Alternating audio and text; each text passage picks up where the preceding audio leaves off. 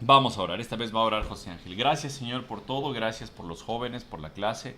Ayúdanos a poner atención, por favor, a todo lo que se explique aquí para que podamos aprender y podamos salir tranquilos y en todo relax. Señor, por favor, que abras nuestros ojos para entender lo que vamos a estudiar, porque pues es difícil. Que nos podamos aferrar a eso. Por favor, cuídanos, por favor, que lo podamos creer, que solamente seamos religiosos, no, sino que cambiemos, nos arrepintamos y que pues todo se arregle, por favor, que estemos bien arrepentidos, los jóvenes se arrepientan.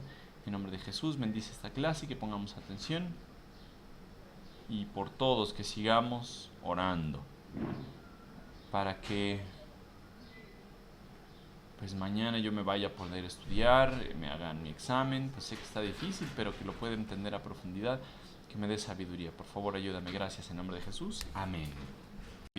Continuamos entonces con nuestra clase de Hechos. Recordemos que estamos terminando ya el capítulo 2 en el cual Pedro abordó a la multitud que se acercó por lo que había pasado en el día de Pentecostés y les explicó pues quién es realmente Jesús, ese Jesús al que ellos habían crucificado, habían matado y Pedro les dice arrepiéntanse. Pedro les dijo que cambiaran su forma de pensar sobre él y eso es precisamente lo que tenemos que hacer para ser salvos. Después nos dice la Biblia que la iglesia primitiva convivía, tenía todo en común, se ayudaban entre ellos, estaban pues constantemente en el templo y estaban pues dedicados a la oración, a la adoración. Entre todas sus actividades se encontraban tiempo para permanecer juntos como cristianos. Empezamos así el capítulo 3 y nos dice el capítulo 3 esta historia. Cierta tarde, Pedro y Juan fueron al templo para participar en el servicio de la oración de las 3 de la tarde. Recordemos que los primeros creyentes no estaban peleados con el judaísmo. ¿Por qué seguían yendo al templo? Porque ellos estaban conscientes de que Jesús era el cumplimiento de lo que aparecía en el Antiguo Testamento. Entonces, ellos siguen pensando en que pues tiene relación el judaísmo con Cristo, pero después fueron los judíos los que no aceptaron a Cristo y por lo tanto sacaron a los cristianos del templo y ya, pues en realidad los que iniciaron ese problema no fueron los cristianos, sino las otras personas. Entonces Pedro y Juan estaban yendo al templo para participar en el servicio de la oración de las 3 de la tarde. Recuerden que los judíos tenían horarios en los cuales hacían oraciones. Entonces fueron a las 3 de la tarde y nos dice la Biblia en el versículo 2, mientras se acercaban al templo llegaban cargando un hombre cojo de nacimiento. Todos los días lo ponían junto a la puerta del templo, la que se llama Hermosa, para que pidiera limosna a la gente que entraba.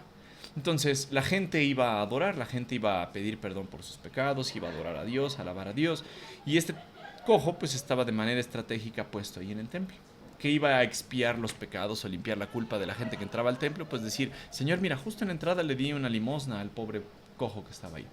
Este hombre pues obviamente no era cristiano. ¿Por qué no era cristiano? Porque se nos dice en la Biblia que los cristianos que tenían necesidad eran atendidos por la iglesia. La iglesia pues con los cristianos que tenían más lo vendían y después ese dinero lo daban para los pobres. Este hombre no era de la iglesia. Por eso lo seguían llevando ahí a la puerta Hermosa.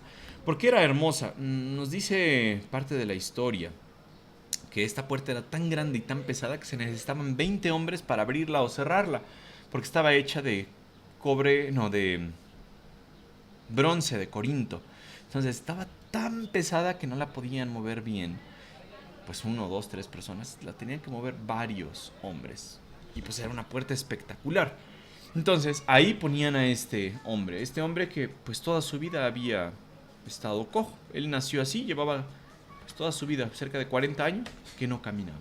Obviamente su sustento pues no lo tenía asegurado porque no había programas para discapacitados, no había conciencia de la gente que andaba, no sé si en silla de ruedas en ese tiempo, no sé, o lo cargaban nada más así en una camilla y lo llevaban. Pero nos dice la Biblia que ahí lo ponían. Cuando el hombre, este hombre cojo, vio a Pedro y Juan, que estaban por entrar, les pidió dinero. Pues obviamente a eso se dedicaba este hombre. Pedro y Juan lo miraron fijamente y Pedro le dijo, míranos. Lucas pudo habernos dado más detalles sobre este hombre, sobre por qué estaba cojo, a qué se debió su discapacidad, pero no lo hizo. Se saltó esa curiosidad que tenía como médico y solamente se enfocó en lo más importante. Este hombre pidiendo limosna, Pedro y Juan le dicen, no tenemos dinero, míranos. El hombre lisiado miró ansiosamente, esperando recibir un poco de dinero, pero Pedro le dijo, yo no tengo plata ni oro para ti, pero te daré lo que tengo. En el nombre de Jesucristo de Nazaret, levántate y camina. Pedro también le pudo haber dicho, levántate y camina, por nuestro propio poder te estoy diciendo que te levantes y camines. O le pudo haber dicho nada más en el nombre de Jesús. Pero aquí Pedro lo que hace es dar una orden en el nombre del mismísimo Jesús de Nazaret. Previamente ya habíamos visto que la gente no creía en Jesús, la gente veía a Jesús como poca cosa. Y Pedro les dice, Jesús es el descendiente de David. David habló sobre él previamente. Es decir, todo lo que David profetizó en Salmos concerniente a él se cumplió. Entonces, todo lo que profetizó fue debido a este Jesucristo de Nazaret. Nazaret, un pueblucho ahí medio feo, por el cual la gente pues no daría ni un peso, de donde piensan que no saldría nada bueno. En nombre de ese Jesús, levántate y camina. Vamos a ver más adelante que este milagro como tal no fue lo que desencadenó una reacción brutal, sino fue el nombre en el cual se desencadenó este milagro. Pedro se atreve a decir, en el nombre de Jesucristo de Nazaret, levántate y camina. Y después los líderes religiosos, como se oponían tanto a este hombre, tanto al nombre que representaba, entonces empiezan a hacer un drama, un show. Entonces Pedro tomó al hombre lisiado de la mano derecha y lo ayudó a levantarse. Y mientras lo hacía, al instante los pies y los tobillos del hombre fueron sanados y fortalecidos.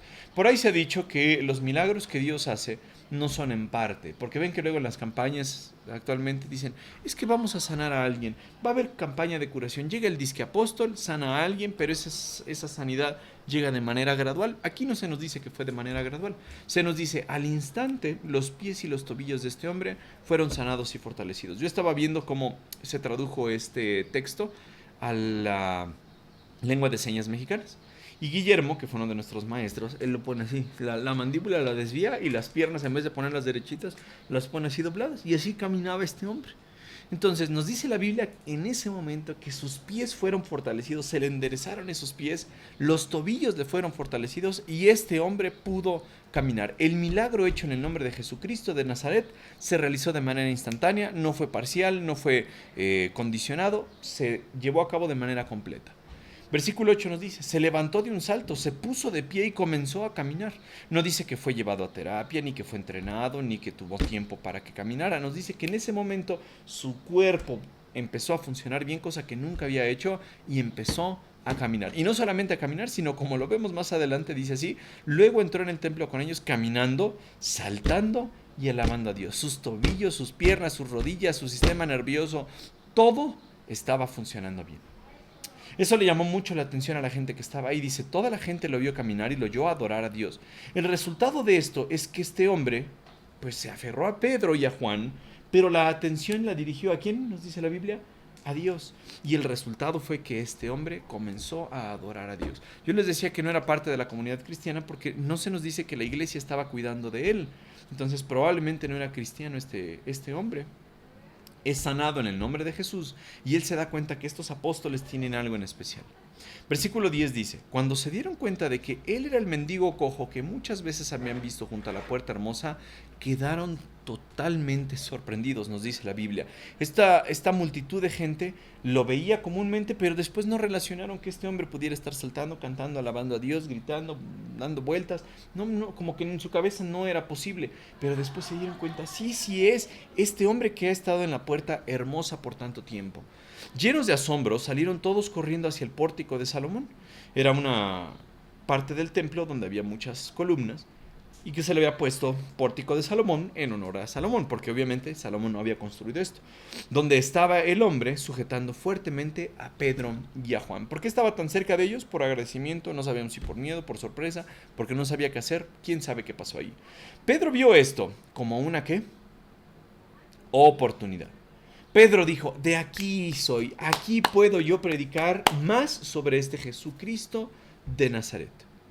Y noten todos los nombres que Pedro le da a Jesús o todas las referencias que Pedro hace con respecto a Jesús. Pedro vio una oportunidad y se dirigió a la multitud. Pueblo de Israel, dijo, ¿qué hay de sorprendente en esto? ¿Por qué se nos quedan viendo? No, ¿por qué nos quedan viendo como si hubiéramos hecho caminar a este hombre con nuestro propio poder o nuestra propia rectitud? Pues es el Dios de Abraham, de Isaac y de Jacob, el Dios de todos nuestros antepasados, quien dio gloria a su siervo Jesús al hacer este milagro. Es el mismo Jesús a quien ustedes rechazaron y entregaron a Pilato, a pesar de que Pilato había decidido ponerlo en libertad. Ya habíamos dicho que Pedro, en el primer sermón que predicó, el día de Pentecostés, él dirigió toda la atención ¿a quién? A Jesús. Y les dijo, este Jesús, que ustedes pensaban que era una persona sin importancia, es el mismísimo que predijeron los profetas del Antiguo Testamento, que David habló sobre él, que Dios ha exaltado como Mesías, y ahora vuelve a hacer una cuestión similar. Vuelve a dirigir la atención a Jesús, y aquí se refiere a Jesús como el que Dios exaltó. El Dios le dio gloria a su siervo Jesús al hacer este milagro. Es el mismo Jesús a quien ustedes rechazaron, que es lo mismo que ya les dijo en el primer sermón, y entregaron a Pilato. Pilato, recuerden, que había juzgado a Jesús, lo había encontrado inocente, les dijo, ¿qué culpa hay en este hombre? Pero los judíos ahí estaban, crucifícalo, crucifícalo, crucifícalo. Y Pilato dijo, bueno, vamos a hacer lo que ustedes quieran, a pesar de que Pilato había decidido ponerlo en libertad. Ustedes rechazaron a ese santo y justo. Noten los adjetivos que utiliza Pedro para referirse a Jesús. Primero, ya le dijo Jesús de Nazaret. Luego, le está diciendo que Dios mismo exaltó a este Jesucristo. Después lo está llamando santo y justo. Y les dice, ustedes varones de Israel, gente de Israel, rechazaron a esta persona santa y justa. Y en su lugar exigieron que soltaran un asesino. Pilato, quizá cuando sacó al asesino, que era la costumbre de los judíos, que en esa fiesta se liberara a un criminal, pues dijo, no, ¿cómo van a pensar que vamos a liberar a este Barrabás? Era un insurreccionista que en la insurrección mató a alguien, o sea, es un asesino y es un revoltoso. Pero la gente aún así lo escogió a él. Y dice, ustedes exigieron que soltaran a un asesino. Ustedes mataron ¿a quién? Al autor de la vida. Entonces ya lo llamó Jesucristo de Nazaret, santo, justo y autor de la vida. Pero dice, pero Dios lo levantó de los muertos y nosotros somos testigos de ese hecho. Por la fe en el nombre de Jesús, este hombre fue sanado. Y ustedes saben que él antes era un lisiado. La fe en el nombre de Jesús lo ha sanado delante de sus propios ojos. Pedro jamás está diciendo acá, fue gracias a nuestro poder, a nuestra sabiduría, a nuestro dinero. Nada. Pedro les está diciendo, toda la atención, toda la gloria, todo el honor, todo el reconocimiento se debe a Jesucristo de Nazaret, que era santo, justo y era el autor de la vida. Pero a ese autor de la vida, ¿ustedes qué hicieron? Lo tomaron, lo llevaron ante las autoridades, lo crucificaron, lo mataron. Y Pedro ve esto como una oportunidad para hablarles de quién, de su poder, de lo que pasó en el milagro, de cómo le quitó lo torcido de los tobillos y las piernas a este hombre. No. Pedro dijo, pongan atención a Jesús. Y cuando un cristiano habla, puede hacer eso, puede hacer que la gente ponga atención a Jesús, puede hacer que la gente vea hacia arriba y diga, quiero poner la atención, quiero poner los ojos, quiero poner la mirada en Jesús. Y eso es lo que nosotros podemos aprender de este mensaje.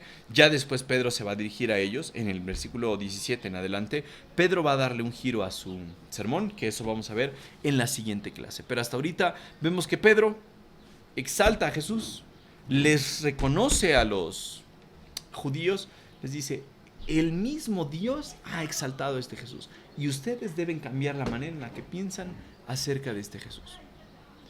Durante lo que he estado estudiando de esta parte, pues he escuchado algunos sermones que hablan del arrepentimiento y arrepentimiento y arrepentimiento de pecados. Pero dice uno, ¿de verdad eso es de lo que habla esto? No. Pedro lo que quiere hacer es simplemente que se den cuenta de quién es este Jesús.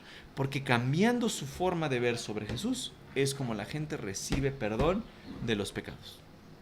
¿Ustedes conocen algún cristiano que ya se haya arrepentido de sus pecados? ¿Totalmente? ¿Ustedes ya se han arrepentido de todos sus pecados? Vamos a pensar que antes de ser cristianos o cristianas eran unos chismosos, huelemoles, metilles, andaban en todos los chismes siempre. Y una vez que son cristianos, ¿ya dejaron de ser chismes? No, tal vez se vuelven hasta más chismosos y se persignan después de algún chisme. Ay, hermano, hermana, le voy a contar con toda sinceridad, pero siguen siendo chismosos. Ahora, yo les preguntaría, ¿el arrepentirse de los pecados solamente es algo que los cristianos pueden hacer? O sea, ¿arrepentirse de los pecados es señal de que somos salvos? ¿En todos los casos? No, porque puede haber un violador, puede haber un asesino que se arrepiente y que diga, no, esto no me está dejando nada bueno, pero no venir a la fe en Jesús. Entonces, el arrepentirse de sus pecados, el dar esa vuelta que toda la gente dice, dar tu vuelta de 180 grados y dejar tus pecados atrás, los cristianos la verdad es que no lo hemos hecho. Y dos, quienes lo han hecho, quienes antes eran asesinos, homosexuales, quienes eran borrachos y dejaron eso, no quiere decir por haberse arrepentido de sus pecados que lo hayan hecho porque conocieron a Jesús. Tal vez se dieron cuenta de que sus pecados les daban consecuencias que ya no querían tener. Pero no es una señal inequívoca de que sean salvos. Pedro lo que les está diciendo es: cambien su mentalidad sobre Jesús.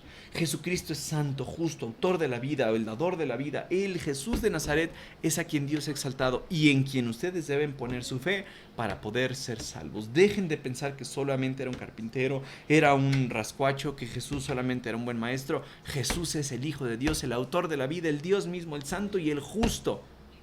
Cambien su forma de pensar en eso. Y después les presenta el plan de salvación. Pero bueno, terminamos. Keila, nos despides en oración, por favor. Señor Jesús, te damos gracias, Dios mío, por esta tarde, por esta mañana, a donde gracias, Dios mío, porque nos cuidaste y nos trajiste con bien a cada uno de mis hermanos. Bendice, Señor, la palabra de esta tarde para que sea de bendición a nuestro corazón, a nuestra alma y podamos seguir compartiendo de tu palabra. Señor Jesús, te pido por la necesidad, Señor, de las personas, Señor, que están hablando, Dios mío, solo tú sabes cuándo será el día en que ellos puedan reconocerte, Señor, pero Dios mío, te doy muchas gracias y te pido así también por los demás jóvenes para que puedan conocerte de verdad y ser tus discípulos.